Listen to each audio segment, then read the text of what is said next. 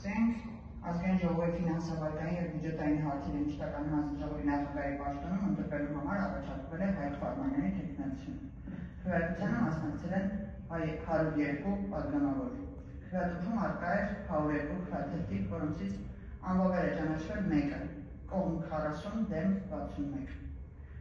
Ըստ այդմ որոշումը չի ընդունվել։ Հարգելի գործընկերներ, խնդրում եմ դուռը կփակեք։ Քվեատվում արկա էր 102 քվեաթերթիկ, որոնցից անվավեր է ճանաչվել 0, կողմ 40 դեմ 62։ Ըստ այդմ որոշումը չի ընդունվել։ Ազգային ժողովի տարածքային կառավարման եւ շրջակա միջավայրի պահպանության հարցերի մշտական հանձնաժողովի նախագահի պաշտոնում ընտրվելու համար առաջարկվել է Դավիթ Ղազինյանի թեկնածությունը։